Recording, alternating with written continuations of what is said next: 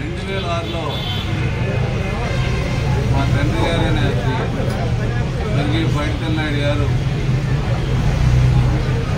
ఆకస్మాత్ మరణం నుంచి తెలుగుదేశం పార్టీలో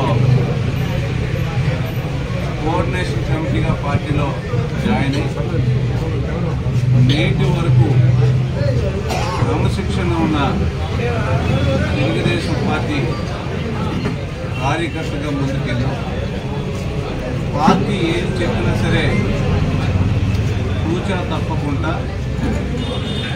శిరసావధించి అన్ని కార్యక్రమాలు చేశారు.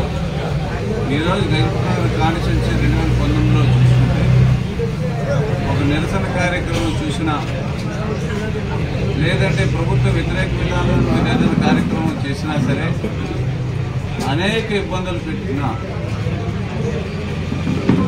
అంచెలంచెలుగా దాన్ని పార్టీని డెవలప్ చేసి ఈ రోజున గెలవడానికి సునాయాసంగా గెలవడానికి మా కార్యకర్తలను కృషి చేయడం జరిగింది. అయితే ఇటీవలే కొండపల్లి శ్రీనివాస్ గారు బొత్స సత్యనారాయణ శిబిరం నుంచి తెలుగుదేశం పార్టీలో జాయిన్ అవ్వడం, జాయిన్ అయిన తర్వాత కూడా కార్యకర్తల్లో విభేదాలు సృష్టించడమే ఆయన చూశాడు కానీ ఏ కార్యక్రమంలో కూడా పాల్గొనలేదు.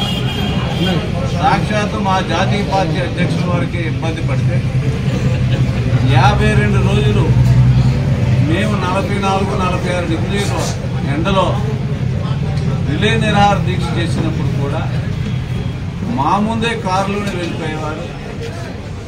ఏ రోజు కూడా ఎంత ఇబ్బంది వచ్చింది పార్టీలో అనేది ఆయన ఎక్కడ చెప్పింది కానీ పార్టిసిపేట్ చేసింది కానీ లేదు. ఉన్న సమయంలో నాకు తెలిసి పార్టీలోకి వచ్చి ఒక 10-20 రోజులంతా అయినట్టుంది. ముందే 20 రోజుల్లో కార్యకర్తల మీద విభేదాలు సృష్టించడానికి తనదైన స్టైల్లో వచ్చి విభేదాలు సృష్టించుకోవడమే ధ్యేయంగా పెట్టుకొని అన్నీ చేశారు. ఈ నియోజకవర్గానికి 100% అయితే మా పార్టీ నిర్దేశించిన కార్యక్రమాలు